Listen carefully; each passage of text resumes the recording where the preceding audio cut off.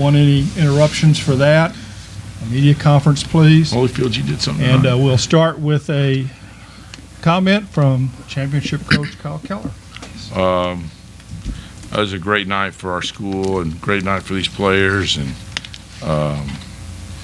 you know, it's just a thrill to just be here in front of you, knowing that we don't have to go to Pocatello, Idaho, and play this week, and take 6 trains and automobiles, and thankfully our school let us play. It's be able to play on some real network, which is what our players deserve. I think I sat here about 12 months ago and told the people that would listen that we'd be back, and thankfully to our players, they did it for us. So I'm very gracious and humble that our guys listened sometimes, but for the most part they've worked really hard, and they deserve all the accolades, and God just kind of led us here. So I'm very thankful that we sit here today.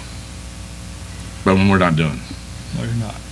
We're going to open this up for questions for the student athletes first. Please give us your media affiliation and to whom you're addressing the question. And we'll start with Jeremy from the AP.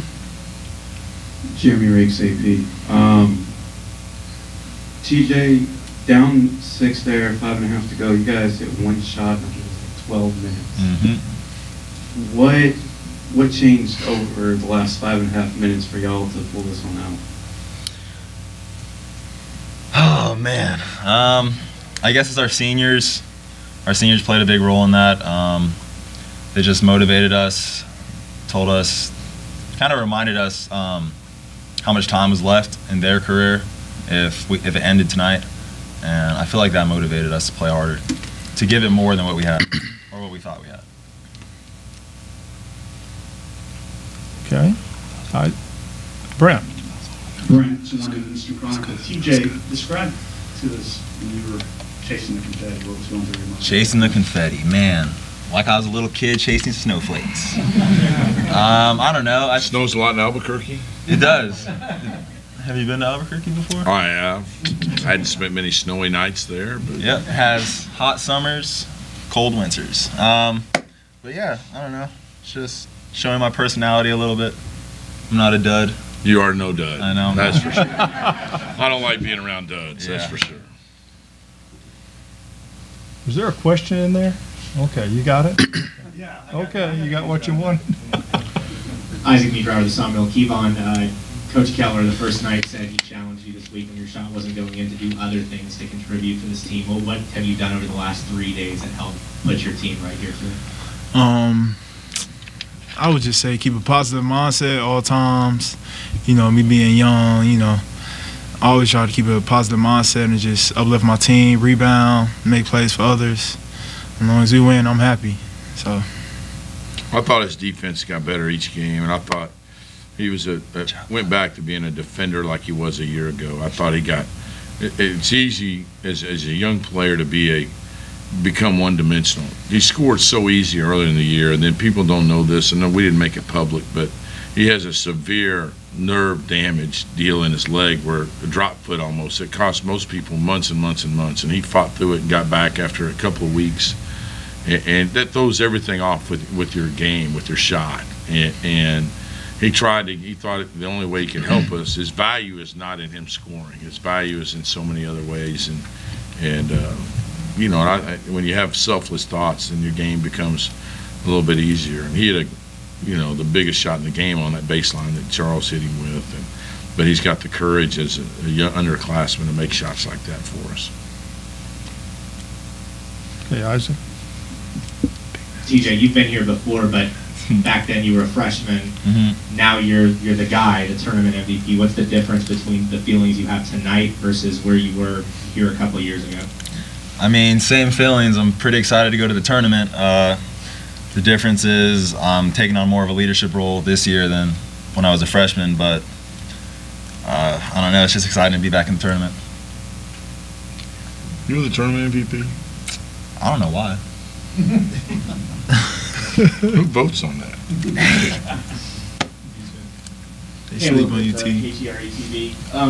for the two athletes up there. You go out to the locker room every night in Nacogdoches and you see the pictures of Thomas walk up and all those guys that went to the other tournaments. I know, TJ, you went, but you're a freshman. What's that mean now for y'all that Coach said build your own legacy, you know, with now getting to that step? Do you think y'all done that? Not yet. Our coach talks about us being the best team. Not us being the best team. He wants to coach the best team. And I feel like we got to win a certain amount of games to do that. And in order for us to do that, we got to win some games in the tournament. So. Well, I'm happy. I'm happy. Yeah, I got my first ring, but I ain't satisfied. We still got more to do, but I'm definitely happy. I'm grateful. TJ, you need a little joy in your life. God. I'm good. All those pictures on that wall, TJ sitting on the bench cheering. I mean, now he's actually in the he's out there playing. Shout out Tom Walker. Yeah.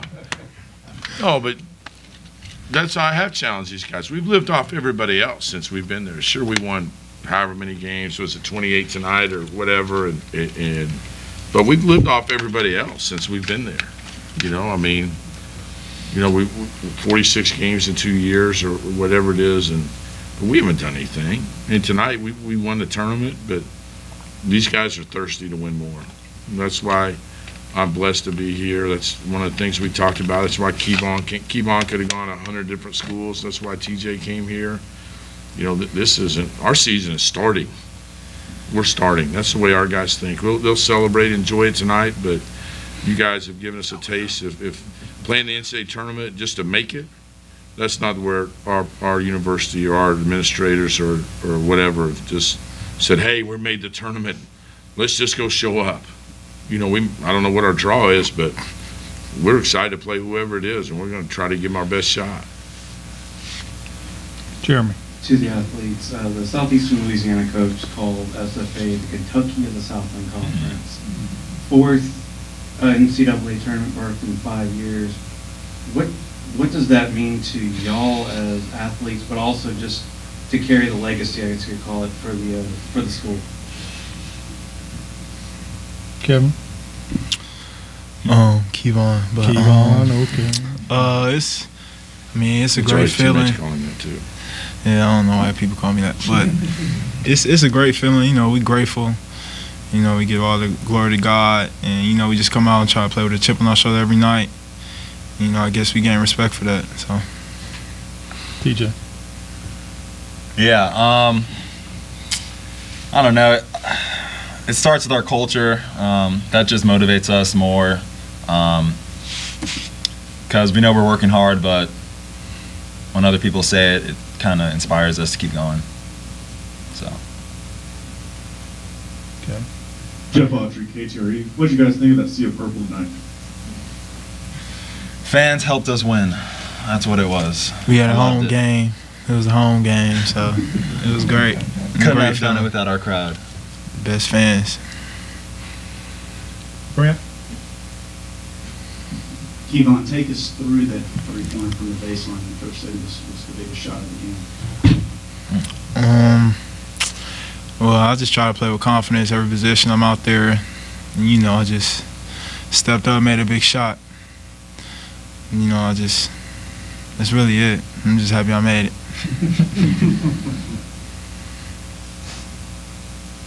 Okay, do we have any more questions? Okay, here in the back. Sorry. How many more questions? Yeah. Guys, what does it mean? Mike Elsamore, KTK.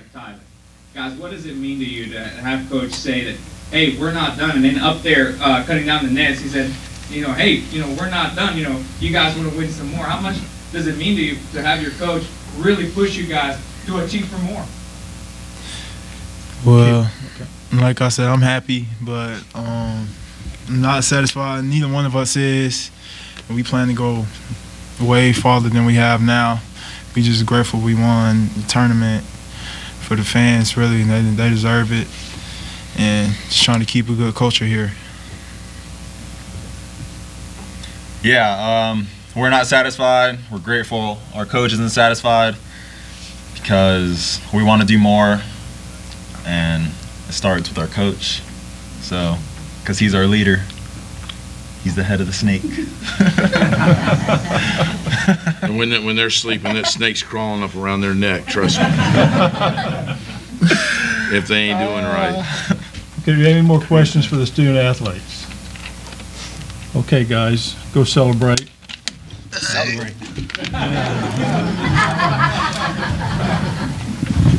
Good job. Congrats, guys.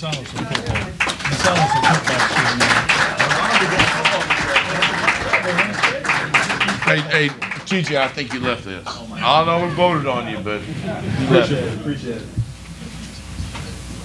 Okay, now questions for Coach Keller. All right, thanks a lot. I'll see you guys next week somewhere.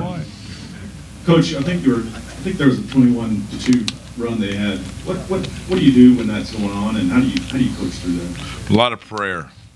I thought we totally lost our aggressiveness, and it was our staff and lean on a lot of experience. We have a great staff. I have a lot of trust and belief in our players and what we're doing.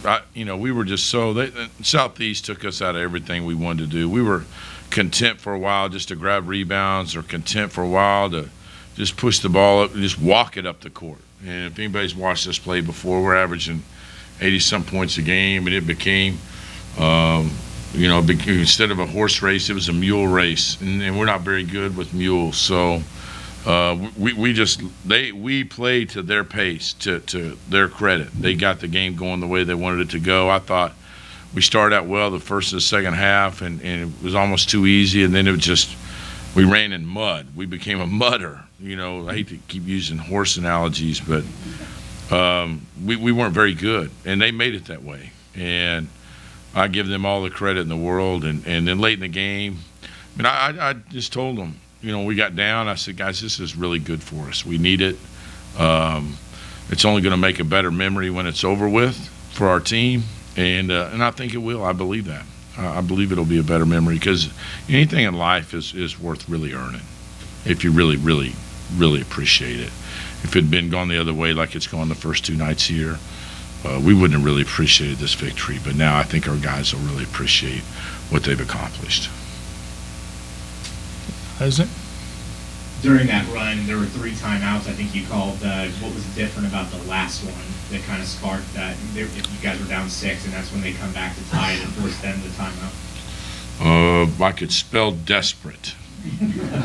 That's probably what was different. And that I wrote desperate on the board, and I said, guys, just try to win one possession. If you can win one possession, because I really believe when you get postseason play, whoever's ahead puts pressure on the other team. And I said, guys, don't play the clock, play one possession at a time, but play desperate. And I'd never use that term with them throughout postseason at all, because I think that puts pressure on kids. I said, guys, we got to start playing a little bit more desperate. And I put Como in the game, which I hadn't played him that whole half. And he's in my opinion, our toughest defender on the ball for sure. I mean, and I thought he changed the game really at that time. And that had nothing to do with what we did or how we did it. It was his Valentine's as big as this table right here, and he impacted the game on the other end, and we got a couple of loose balls, and Ty Charles made some plays, and Kevon just wheeled himself to the basket, and I think he had, 7 during that stretch. And, we got out, we ran something we hadn't run since December, which I was shocked that we were still able to remember it. And Kevon got 2 layups, and then we ran out of a timeout. We tweaked it, and Ty, we ran another action out of it, and we got Kevon that jump shot in the corner. And once we got ahead of them, all the pressure got on them late in the game, and we were just blessed. It was our night. Our story was written. If I'm not mistaken, you are the first team that's not a 1 or 2 seed to win this under the new format. Would you speak again to your depth and how much you needed it in playing 3 games compared to 2? Brent, that's a great point. It's another thing I think for our kids to be proud of. Brent, you and I have known each other for a long time, and you watched. I like to practice, and our guys have taken on hopefully a little bit of my personality. They like to practice, but they'd much rather play than practice. So if we weren't playing on Thursday, we'd have been practicing a long time on Thursday. So not that we didn't want to win the regular season, You know, it allowed us to kind of get into a rhythm. You look at it one or two ways. To me, it's like raising a child. Your kid is going to become what you want them to be if you tell them things over time. And we told them going into it, guys, no one's done this. Let's really be special. You know, we can accomplish something no one's ever done in our league. So that became kind of an edge for our team. You know, let's do something special. Instead of making a negative, it became a positive for us. And it was just, we kind of lived with it every day. And we had a great training staff that really took care of our guys, and my assistants were hitting me over the head with a stopwatch. We were going through shoot around or walk through. Hey, you got 6 minutes left. You got 2 minutes left, and so we kind of shortened things, which I think helped, you know, our depth. But our assistant coaches have done a fantastic job recruiting, which allows us to have multiple players that can play. We don't rely on, you know, just a couple guys to make plays for us. But we have so much to offer at our university. Why kids would want to come here and have great depth. But it makes it hard on a head coach who to play, trying to keep them happy. I can tell you that much. Okay, Jeremy? Y'all forced Southeastern into 15 turnovers. Y'all rebounded them. What allowed y'all to own both those categories? You know, Jeremy, I'll be honest with you, I was really disappointed in our defense. I thought they dominated the second half. They threw it where they wanted to throw it. We didn't get many live ball turnovers. We forced them into 22 turnovers the first time we played, and I didn't think we were very aggressive. You know, I think if you win a championship, to win in March, you have to win the paint, and you have to dominate points, rebounds.